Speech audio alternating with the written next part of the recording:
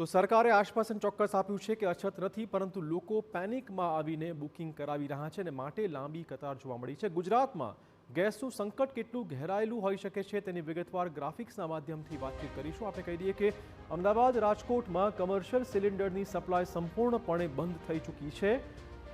Restaurant ખાણીપીણીના market બંધ થવાની હવે પૂરેપૂરી આશા જોઈ શકાય છે। ઘરેલું ગેસ સિલિન્ડરમાં પણ ડિમાન્ડ કરતાં આવક ઓછી છે, આ પ્રકારના આક્ષેપો ચોક્કસ લગાવાઈ રહ્યા છે। લોકોને તકલીફો પડવાનું શરૂ થઈ ગયું છે। અમદાવાદમાં રોજની 70,000ની ડિમાન્ડ સામે માત્ર 25,000 સિલિન્ડરની આવક સપ્લાય થઈ રહ્યું છે, એટલે ચોક્કસ અછતનો માહોલ જોવા મળી રહ્યો છે।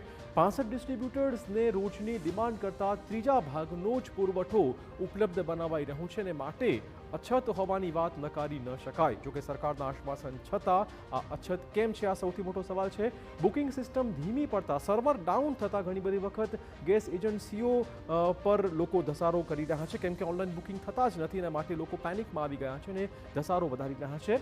વડોદરાની વાત કરીએ, જે ગેસ બુકિંગ માટે લાવી હતી લાંબી કતારો, ગઈકાલથી જ વડોદરામાં આ પ્રકારના દ્રશ્યો અમે આપને બતાવ્યા હતા। વડોદરામાં લોકો પેનિકમાં છે। વડોદરામાં રોજના એલપીજી બુકિંગ 8,000થી વધીને 12,000 પર પહોંચી ગયા છે। આવું એકાએક આટલો મોટો ઉછાળો કેમ આવ્યો, એ સૌથી મોટો સવાલ છે। આપણે કહી દઈએ કે કલોલ, બોટાદમાં પણ ઘરેલું એલપીજી બુકિંગ માટે લોકો લાંબી કતાર લગાવી રહ્યા છે, એટલે કે જે સરકારે ભરોસો આપ્યો છે તેના પર કોઈ ભરોસો નથી મૂકતા લોકો। રાજકોટમાં પુરવઠા વિભાગે બેઠક યોજી સ્થિતિની સમીક્ષા કરવાની ફરજ પડી હતી, કેમ કે રાજકોટમાં પણ પેનિક ન ફેલાય, લોકો પેનિકમાં આવીને બુકિંગ ન કરાવે તે પ્રકારનો માહોલ છે। ઘરેલું ગેસની કોઈ જ અછત ન હોવાનો સરકારે દાવો કર્યો છે। આ દાવાની વચ્ચે લોકો કેમ પેનિક થઈ રહ્યા છે, આ સૌથી મોટો સવાલ છે। વાસ્તવિક જે રિયાલિટી છે, લોકોને બાટલા મળતા નથી, અફવાઓના કારણે અફરાતફરીનો માહોલ સર્જાયાનો તંત્રએ દાવો કર્યો છે। માત્ર અફવાનું માર્કેટ ગરમ હોવાથી લોકો અત્યારે મુશ્કેલીનો સામનો કરતા હોવાનો દાવો સરકારે કર્યો છે।